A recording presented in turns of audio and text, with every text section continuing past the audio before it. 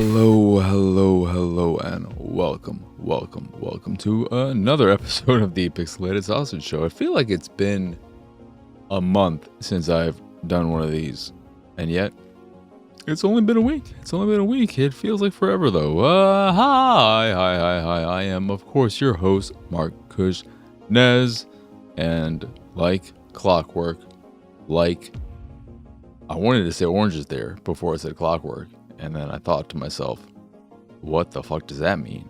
And it means nothing.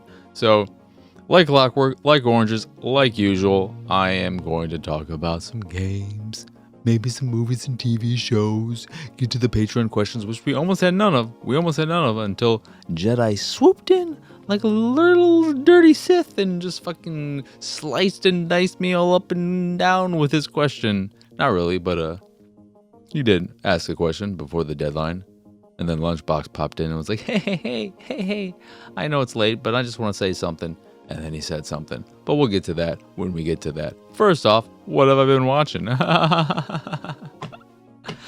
Not a whole hell of a lot, really. Let me think. I tried Double Jeopardy, which could have been all right, but it wasn't quite on the level of dumb, fun, stupidness that Gone Girl is.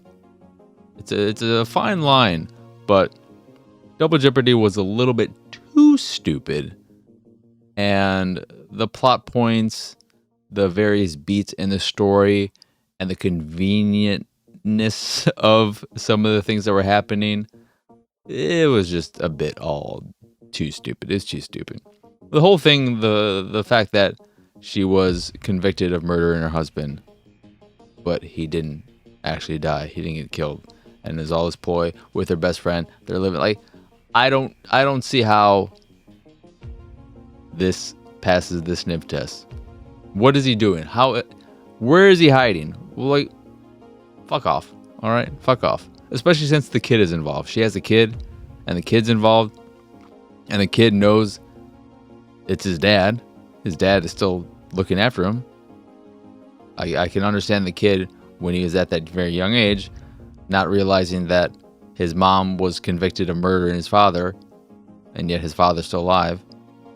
But he should be, because 6 years passed when she gets out on parole, which I don't know how the justice system works and what the usual sentencing is, but for someone who is convicted of murdering, I think it was in the first degree. I don't know what her exact sentencing was, but after 6 years getting out on parole, that seems fast for murder that was likely in first degree. I'm not sure. I haven't studied lately, but it's just the kid is one of the biggest plot holes of the whole thing for me. And the fact that when he gets to be fucking a little bit older, 13, like, what are you gonna tell him? He's like, where's mommy? Or why was mommy in prison? She's not in prison anymore. She's in parole. But why can't I see her? Why can't I talk to her? What's going on? Well, why was she in prison again for? What did she do? She killed you? Oh my God, really? You're still alive. Why did you fucking tell anyone that she didn't kill you? She wouldn't have to spend all that time in prison. What is it? Like, just get rid of the fucking kid. Put him up for adoption. There's no way you can get around it. It's literally no way. There's no way. The kid's not going to ask about his real mother. He was old enough to remember her. So it's like how are you going to get what? It's stupid. I hate it. Fuck that shit, man. Fuck it. Then I didn't realize I felt so strongly about that movie. What else did I watch? I watched about half of Escape from Alcatraz with Clint Eastwood because it's getting a 4K release, Blu-ray, UHD soon, and I wanted to see if it's worth checking out. It's a Clint Eastwood movie of that era that I've never seen, and I could have stayed not seeing it. It's okay, but it's entirely predicated on how cool you think Clint Eastwood is. It's rather slow moving. it's kind of boring. I didn't really get attached to any of the characters, and yeah, it's a movie about breaking out of Alcatraz, which I think is loosely based on the true story of the first breakout. But the whole time I was watching it, all I could think was, I'd rather be watching Shawshank Redemption. Why am I not watching Shawshank Redemption? I should be watching Shawshank Redemption. Shawshank Redemption also looks nicer, and it's got Morgan Freeman. Clint Eastwood, is Clint Eastwood better than Tim Robbins? That is a good question. I think Clint Eastwood is very good in spaghetti westerns and just westerns in general. Is he good in anything else? He was okay. He's a fine Dirty Harry. I've only seen the first Dirty Harry, and the antagonist and the story in general wasn't as good as him in the role of Harry, if my memory serves me correctly. But outside of the westerns, have I liked Clint Eastwood in anything else? I don't think so. I wouldn't mind checking out that Space Cowboys movie because it's got a great cast, and that could be some good old dumb fun, like dad jokes and the whatnot. Like. 8 living large, likey. But outside of that, I am deep into Deep Space Nine, and I am loving it. It is so good. There are a few annoying characters. Really, the only character that annoys me is when they focus on, what's his name? Quark's nephew. And this is something that any show is going to struggle with when they focus an episode or focus on kids.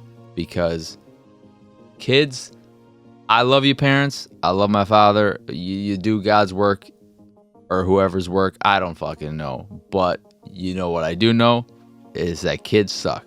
I sucked as a kid. You sucked as a kid. Your kids fucking don't suck. But I sucked. And you didn't suck as a kid either. But I don't know. Kids. No. It's just kids and kid actors. It's a tough thing. And when you're dealing with a Ferengi kid, oh boy. I mean, Quark has turned me around on Ferengis, not in general, but in terms of Ferengis named Quark.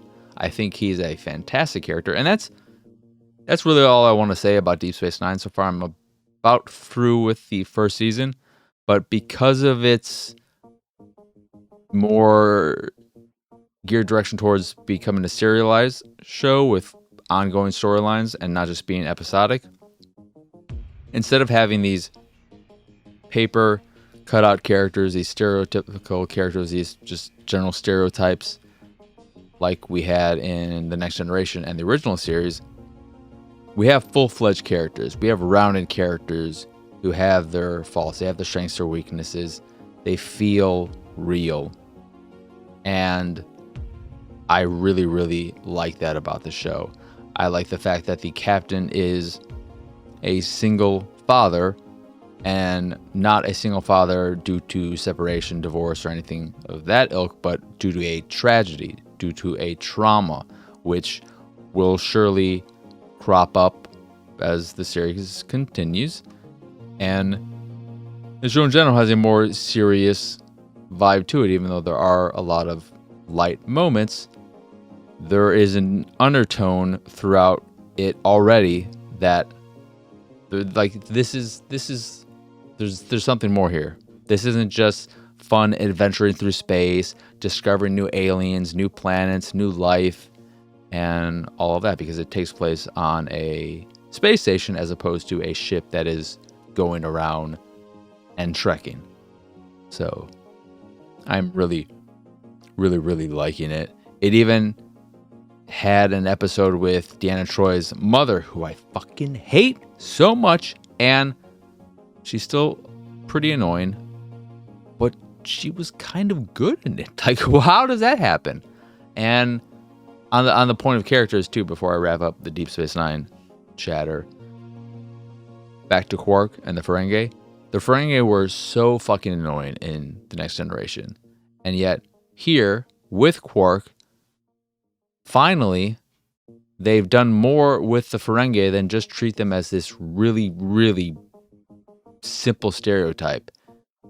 And Quark has a bit of a Han Solo vibe to him. A bit mischievous.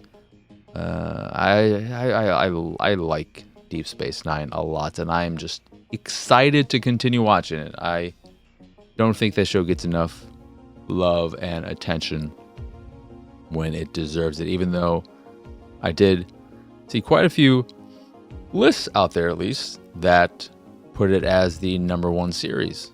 So, I guess amongst the Trek hardcore, the Trekkies maybe, I don't know. This is maybe a little underdog. That's it in terms of what I've been watching. So let's get on to what I've been playing. Starting with Afterwave Downfall. So this is a simple shooter, like a shmup-y, where you're riding in a little, it's not an inner tube, I don't believe. There's a little watercraft thing though, and you can play it with another person. Very simple, jaggy visuals, very polygonal-ish, but not quite PlayStation-y looking, just very, very jagged. They're not smooth. And it's a very colorful, kid-friendly aesthetic and style. And you're going around, riding this river, essentially, going upstream. You're going up. You're going that way. You're not coming down. You're going up and away. But you're going that way, shooting fish and pink teddy bears and squid and other creatures while you're doing it all. It's very, very simple. It can get a bit hectic, but it's fun for what it is. It's fun with another player. I played a bit with my dad. He was having fun with it. It's very accessible and generous with the continuing system, in that as long as one of the players is alive, the other person can come back with about a half to 2/3 of their health without any penalty or having to restart a level. If you both die, then you'll have to restart a level. The easy mode is 4 levels for the story mode. Normal is 7. The hard is then 10. And you can only play easy at first, and then you unlock the rest as you beat the previous difficulty. There is an upgrade system, which allows you to upgrade general attributes, like bullet damage for all of the various pilots, or pilot-specific upgrades. You can also unlock new pilots through that system. It's pretty simple, pretty straightforward. Not gonna blow anyone away. Not gonna be on anyone's Game of the Year list or anything. But if you want something that is fun, simple, you can play with a friend, your kid, etc. It's good for that. It is what it is. It's a fine game. It's fine.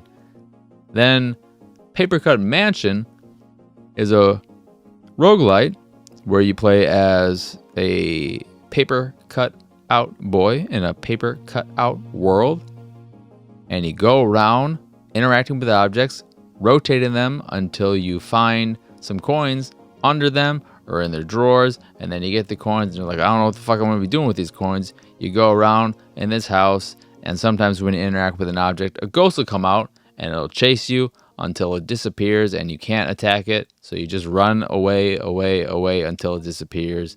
And sometimes it takes a while to disappear, and you're like, well, this is fucking boring.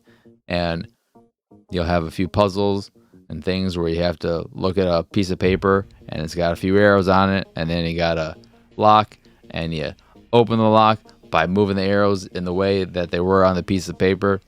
And then you talk to some dude and he's like, hey, go through this fucking rift And if you go through the rift, you get a candy cane shotgun or whatever the fuck it was that shoots slow as bullets at enemies who walk at you in a crawl, and they just don't fucking, sometimes they take a lot of bullets, and some of them are very bullet spongy, but you just hold the left trigger and you press A or some shit. I don't remember what the controls were, but it locks onto them and you just press and hold a button and you just shoot them until they die. There's no hit back or knock back to the bullets, so you just walk back slowly while you're doing this. And you go from room to room, get some more coins, maybe find another ghost, talk to these people who have nothing interesting to say, and oh yeah, it also just runs like fucking shit. Holy crap. I love the look of this game. It doesn't play particularly well just in terms of the actual gameplay, ignoring any performance issues, but I don't know what's going on with this game. It runs horribly. I'm playing on the Xbox Series X. It's weird. It can't be running at a smooth 60 frames or 30 frames. I don't know what frame rate it's running at, but there's this weird, I don't know how to describe it exactly, because it's not exactly a stutter or a jitter or anything like that, but there's this weird distortion that I feel when I play it that makes it look fuzzy, like you're moving at a certain speed, or it's expecting you to move at a certain speed, but the display is not updating at the same speed, and there's this weird offset thing going on. I'm not exactly sure, but it was giving me it wasn't giving me a headache, it was making me feel sick, to the point where I thought if I was more easily nauseated by stuff like this, I'd throw up. If I was more prone to motion sickness, I'd probably throw up. But since I am pretty good with that, it was just making me kind of sick and not enjoying the experience at any point, which is a bit of a shame because it does have a nice look to it. And I like the general setup of it, of a roguelike going from room to room and looking around it. You have this little blue locust or butterfly that follows you. I think it's a moth. And when it perches on the wall and starts doing its little hummy hum, it's signifying that there's something important in the room, which is a nice little thing to be there and help you out when you're maybe a little confused. I don't like the fact that there's no mini map, so you can see what rooms you've been to and just a layout of the map in general. There are no settings in the pause menu. Hate fucking that. Always hate that. But when you enter this realm, when you switch to the realms where you can actually fight back against these enemies that don't exist in the other realm, so it doesn't really matter. Only the ghosts exist in the other room or in the other realm. It feels horrible. So it's just a pretty boring game when you, or even when you ignore all the performance issues that at least I was having on Xbox. The combat was not satisfying in any way, shape, or form. It was very, very dull, very, very slow, in no way challenging, and just felt like it was in the way the whole time. But then again, nothing matters. The game could have been incredible because those performance issues, at least for me, were making me feel sick. Then we got Warpips. Warpips is a mobile-ass seeming game where you control an army and you're going from, or you're attacking these various islands, trying to overtake them, get to the enemy base of them, the final section of them, and you can choose which territory you fight. You'll see what the enemy will be sending your way in terms of troops and what rewards you'll get in terms of troops or whatnot if you win that battle. So the layout, the map layout is very Risk-esque. And when you set out to attack a territory, you choose what troops and whatnot you want to deploy. This includes, again, troops, but also stuff like sandbags for cover, turrets for defense, rockets, and stuff like that. These are all limited use items in your your army or whatever you want to call it. So if you have 3 times or 3 cards, 3 packs of the general troops, you can deploy them 3 times if you never run into them as a reward for another battle, or they don't show up in the store. You also have an upgrade system in there that allows you to increase the various attributes for your vehicle classes, your support classes, etc. And when you actually do deploy into a battle, it's all auto battling. So the way it works is that you've probably played similar games like this. I think Castle Storm was of this ilk on Xbox, and Awesome Knots. I feel like Awesome Knots was it, but you'll once I describe what the fucking game is. So the way it works is that when you're in the actual battle, you have your base on one side, your base is on the left side, and then the enemy base is on the right side. And how you attack is by just spending currency, spending money to hire troops who will then just go to the other side of the screen on their own, attack enemies as they crop up, and if there are no enemies, they'll get to the base and then they'll attack the base. And the goal is to destroy the enemy base.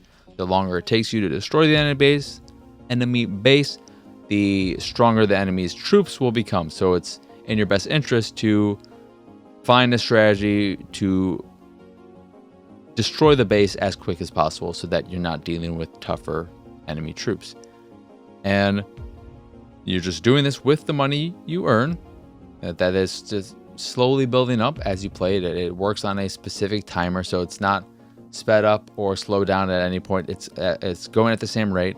And as you earn XP during a battle, you'll unlock medals which you can use to increase the strength of your troops as a whole, all of them, just for that particular battle, or increase the number of troops you can send out at one time, because you start off, the default is 4. There's upgrades that allow you to, I think, start off with more, and you can use the medals to increase that, to increase the strength of your troops, or to get a quick hit of cash to allow you to recruit a bunch of troops real fast and not have to wait for it to build up. And that's all you're doing. You recruit your troops and then you watch them play out the match, the battle. You have no control over who they target, what direction they go in, because some levels will have 2 different layers, basically, like a high point and a low point. You can't tell them to go to the high point or the low point. It seems like depending on what the troop is, they'll just naturally go towards one or the other. You can't place them defensively or anything like that.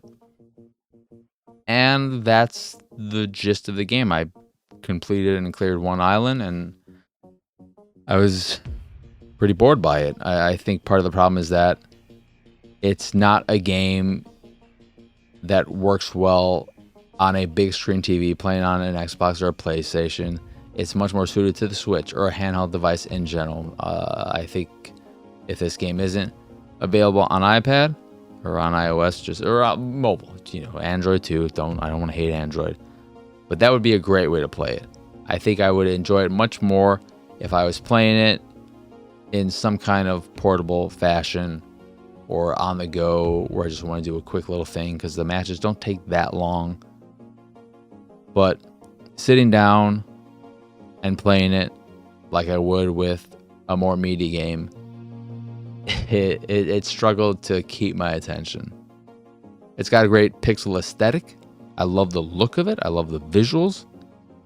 I don't know exactly how you describe this particular pixel style, but it is similar to stuff like Super Brothers, that game, Swords and Sorcery, or even the mobile game Tiny Tower, whatever that was. Something in that realm where you got stick figure looking characters and whatnot. But it's fine. It's good at doing what it's doing. It's just not a great sit down and play on a big TV type of game. It is a much more mobile, on the go game. baby. And then also one last thing. The sandbags that I mentioned, you can place them in front or at the farthest troop you have on your side. I could not, for the fucking life of me, figure out how to place them. It would never let me place them. I don't know if the game's bugged or some shit. The same with certain anti-personnel turrets, anti-vehicle turrets, or rocket launchers. I brought one with me on this one map because I knew I was going to be fighting against vehicles. So I'm like, I'm going to need this. It's going to be great. I had the money I needed, and I saw the little points on the map where it's like, here's a yellow, here are a bunch of yellow dots, and these are where you can place it. And then the item would turn green when it was in the correct positioning. But when I pressed the fucking button to place it, it never placed it, ever. No matter what. I fucking went all around the fucking goddamn battle area, and I'm like, what the let me fucking place the goddamn thing, man. Let me place it. Let me place it. And it will let me place it. So actually, fuck you, Warpips. No, it's an alright game. It's just, I don't know if it's on Switch, but if it's on Switch, I'd also rather just play it on PC and have a bit more control using a mouse than a analog stick. Then we've got Fueled Up, which is an Overcooked, etc. like, where you and a friend or three, I'm assuming it's up to 3 other people. 4-player game, I'm assuming. But I played a bit of it with my dad. And this is a game where you are on a spaceship and you have to keep it fueled and keep it from getting too far into disrepair, keeping the airlocks closed while a giant squid in space is chasing after you. All Cthulhu-like. There will be points in later levels where the dark mist will cover up the whole screen, and then things will be in different places, or a little baby squid will latch on and close off a pathway so that you have to take the long route for the rest of the level.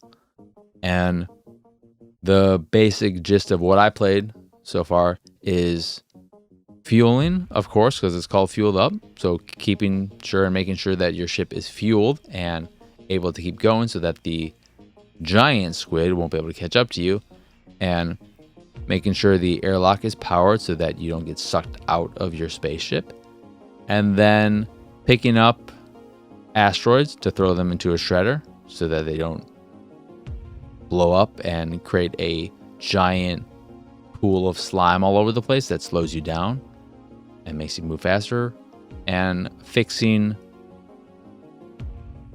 holes in the hull. And it's all pretty simple and straightforward. It's all right. The problem with this is that for me, games like this, they need to have some element of silliness, of ways of having ridiculous things happen, and moments of fun. There has to be something funny about it, and there's not anything funny and Fueled Up. You won't be doing anything super silly or over the top outside of laughing if your friend gets sucked out the airlock. But when you think about games like this, to me, maybe the highest mark one is Moving Out. The way in which you can move the furniture, how things can play out, dealing with traffic. There are a lot more ways in which something like Moving Out can lead to these really funny moments. There's nothing of that in what I played in Fueled Up. It is strictly we've got to work together. There are instances where somebody might have to stand on a button to open a pathway so they can get to a room. And that's fine. But when we have so many games like this, you need to have something unique mechanically, or just have something in your concept, your setting, that is super silly and ridiculous that makes it fun despite its redundancy. I don't know. But yes, it's okay. It's a fine one of those. It plays well and all that jazz. It feels good. It's simple, straightforward. My dad can play, so says something. But I don't know why we would play this over similar games. So that's that. Then Shatter Remastered Deluxe, which I believe was a PlayStation exclusive when it originally came out, and now is on Xbox and probably Switch too, but I played on Xbox, and I was excited about this because I like Breakout, I like Arkanoid, but I think I'm realizing more and more with Breakout and Arkanoid and all these type of Brick Breaker games, I liked them when I was a kid, and despite many instances where I don't enjoy games like that today, I still have those memories and think I like these games more than I do because I was bored as fucking shit playing this game. One of the things that makes it unique is that you have this sucking and blowing mechanic. Ha ha ha, get your fucking laughs out of the fucking way. But it allows you to manipulate the ball after you've shot it and it's in the wild doing its thing, breaking bricks and breaking blocks and whatnot. But that whole system, I felt like it was more annoying than beneficial. I didn't like it. And part of it is because I never quite got a grasp on it. And I'm just a fucking idiot, probably.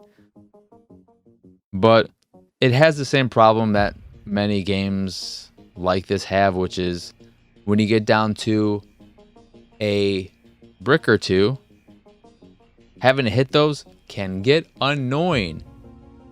And I got into so many instances where, okay, I'd be shooting the general direction. I'm like, wait, how do I suck or blow to move it, to manipulate it in the right direction? And I, maybe half the time, got it right. So that just became frustrating. But even ignoring that, when it started to click, because it did start to click, I started to realize, oh, it's less about my sucking or blowing and more about my position in terms of the ball.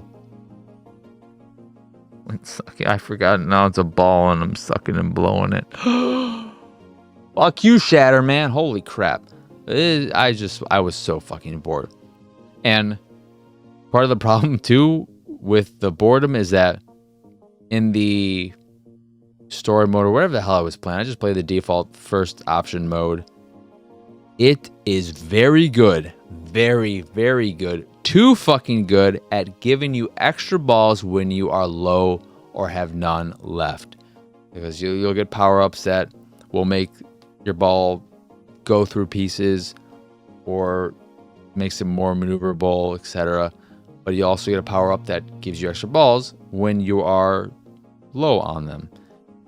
And the game always does this whenever you are low.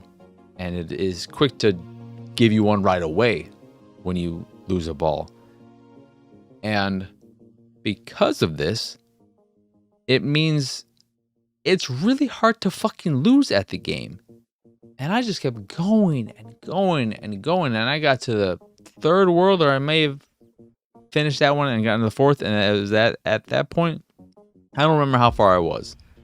I know I at least completed the first two levels, the first two worlds in their entirety. And I eventually got to a point where I just let all my balls fall away and go past because I did not want to keep playing. But the game wanted me and refused to not let me fucking lose because it just kept giving me balls. Just balls all over the fucking place, man. Here's a ball. There's a ball. Fucking Oprah Winfrey with these fucking balls. And the taxes you got to pay on these free balls is you still playing the game. So yeah, Shatter bored me. Then last up, we have Missile Command Recharge, which is another one of them recharge games that Atari's been putting out. We've got quite a few of them at this point. I believe we've had an Asteroids one, but there's Black Widow. I don't remember all the ones, man. There've been quite a few though. And I really, really like Missile Command, so I was super excited for this. And this is by far the worst one of the bunch. I am so fucking disappointed in it. And it's because I'm a huge fan. But what they did with Missile Command Recharge is ruin Missile Command. And you may be asking yourself, how do you Missile Command? How do you ruin Missile Command? You want to know how you... I can't say ruin. I keep wanting to say, you know how you muin, you know how you missile. You know how you ruin Missile Command? You take away the limited missile aspect of it. You take away the ammo aspect of it. And you set everything to recharges so that you can just spam the fire button. And you have to wait a little bit to fire another rocket from each of your 3 bases. But it's not that long. And then if a base gets destroyed, give it 5-10 seconds. It'll come back and it's like nothing ever happened. And there's a whole upgrade mechanic that gives you stronger blasts and allows you to fire faster, allows your missiles to recharge faster so that you can shoot them a lot more frequently. And there are a lot of levels to these. And you spend your high score points to increase these so that not only will the game become even easier and less mindful, thoughtful, or you could say more mindless, but it also means the leaderboard is fucking worthless until everyone or enough people have played enough of the game to fully upgrade the thing so that they're all on a level playing field, because after 20 minutes of playing the game, there were only 78 people on the leaderboard, but I was number 6 after 20 minutes, maybe a little less. And you know what that means? That means this game is fucking broken, it's fucking stupid, and they fucking ruined Missile Command. There's a mission section that is more traditional. It'll limit your resources and ask you to complete a level with a limited number of missiles, which is what I fucking want out of my Missile Command. And this is just the perfect example of why these recharge games need to include the original version. I don't know why they don't. They're not selling the original versions on their own. It's clearly not a rights issue because they're making a fucking recharge version of the game. If they are doing it so that they can charge $10 instead of $15,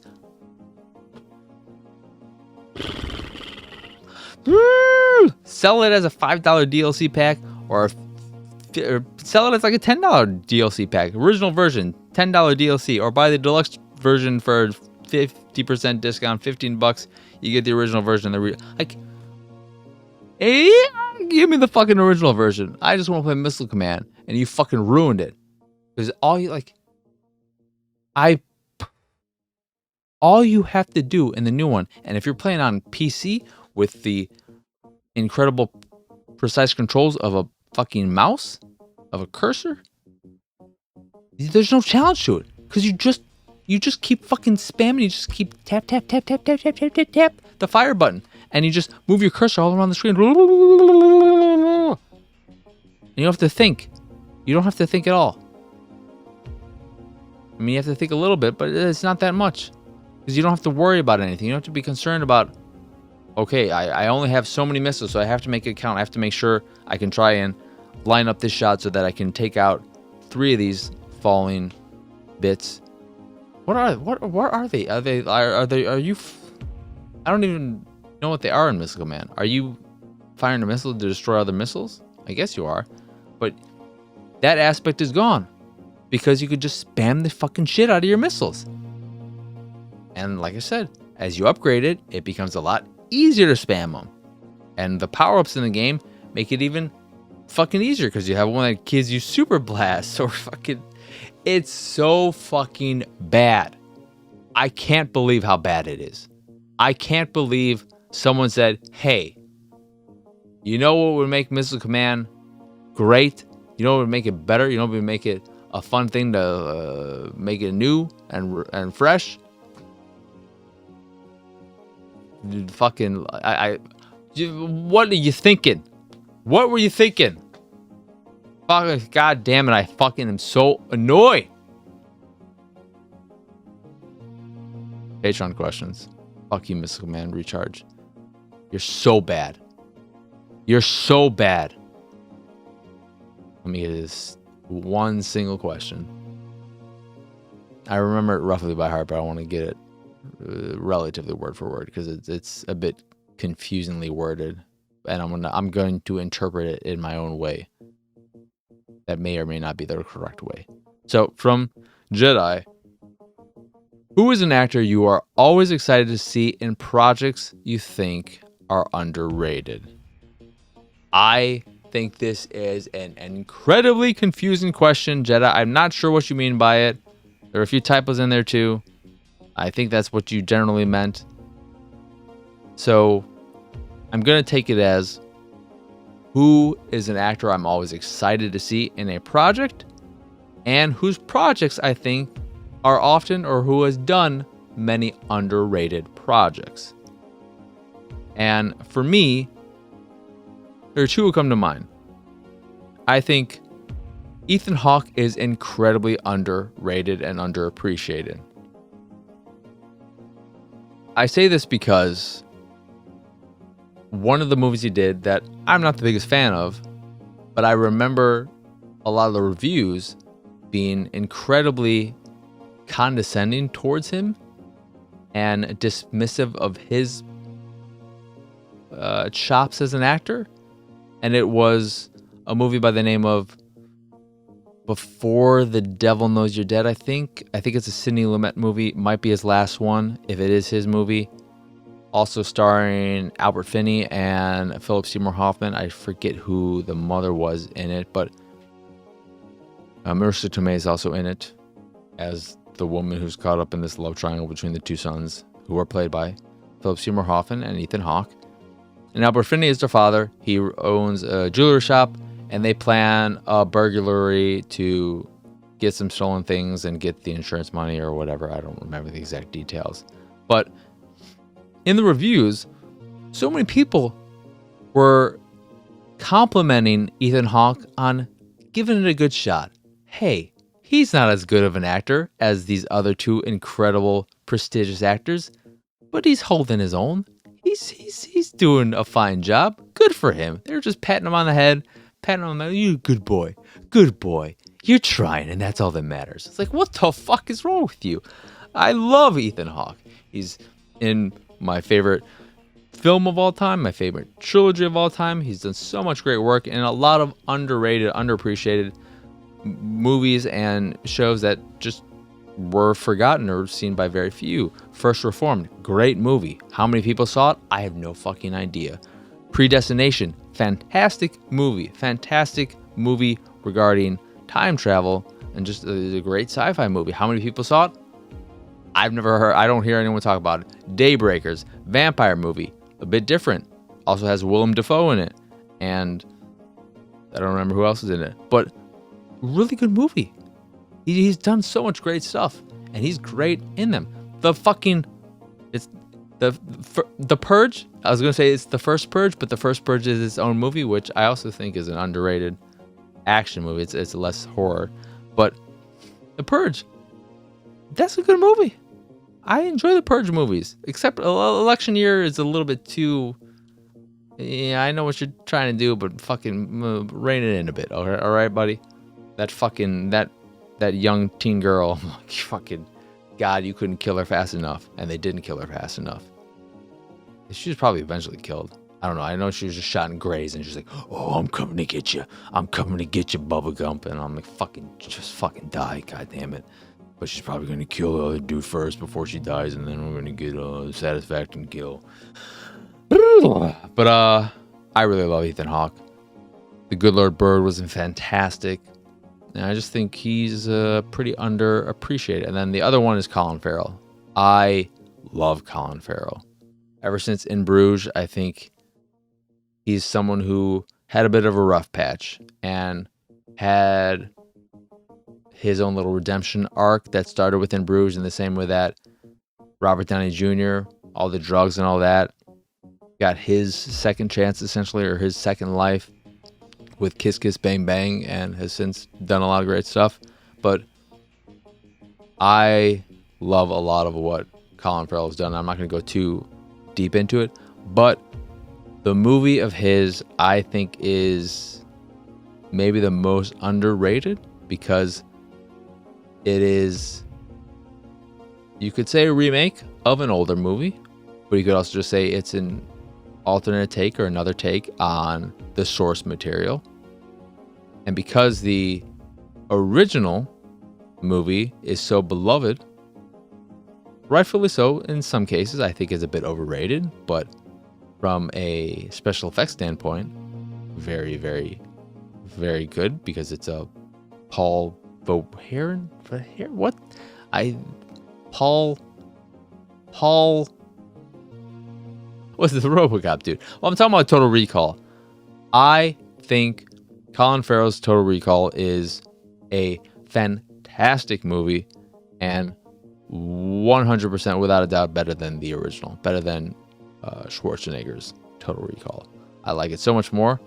It's not as interesting from a visual standpoint, but I do like the visuals of the 2012 Total Recall. It's got way more of a Minority Report vibe to it than a Total Recall original vibe to it. But I really, really, really, really like it a whole hell of a lot. And I love Colin Farrell. I love In Bruges. I love Seven Psychopaths. I'm excited for his newest movie with the In Bruges writer director, The Banshees of whatever it's called. Has him teaming up with Brendan Gleeson again, which is just but yeah, even stuff where the movie's not that great, I enjoy watching him in it. I think he's good in all this stuff, even if the movie's not that great. And sometimes he's able to make a movie that's pretty derivative, worth watching from start to finish. Like London Boulevard is very much so a sort of Tarantino, Guy Ritchie type of movie that isn't as good because the story has some really stupid aspects to it, but it's just fun watching Colin Farrell. You got Keira Knightley. It's a movie that is being held up by its cast and not its material. But yeah, Colin Farrell's great. Colin Farrell is great. And then Lunchbox didn't have a question. He just wanted to say, I missed the deadline for a question, but he will probably read this while recording, so hi! And it's going better than you think it is. And I don't know if you mean just in general or this episode. In either case, I'm going to call you a fucking liar, man. I hope it's going better for you, though. You were angry, and I felt that anger last week and change or whatever, whenever it started, the angry Lunchbox. But I hope you're doing better. I meant to text you, but I've just been, as we all know, I have been. It's rough, man. It's been a rough time. But that is gonna do it for this here episode of the Pixelated Sausage Show. Once again, I'm Marcus Nez. Y'all can find me on Twitter and pretty much everywhere at PX Sausage. If you'd like to see and find all my links of import, you can do so over at pixelatedsausage.com/PXS. And if you enjoy this year's show or any of the stuff I do and what have you, I am so excited to eventually release the Attack the Backlog episode of Need for Speed Payback, because as bad as that game is, I had a lot of fun putting that episode together. I did quite a few revisions and reworkings of it, but I think it's a very fun episode, and I think the episode itself, I don't compliment myself so much. I think that episode is more fun than playing the game itself, so get excited for that whenever it comes out in fucking 18 months or some shit. I don't know. But if you do enjoy any of the stuff I do and what have you, you can go over to patreon.com/PXS and support me that way. Come on, just two new people, and it'll get to double digits, and then we can all just have a laugh about it. That is, again, patreon.com/PXS. But yeah, that'll do it for this here episode. So, as always, thank you for watching or listening. I hope you enjoyed this here episode, and I hope you have a wonderful, wonderful rest of your day. So, for now, adios, arrivederci, bye!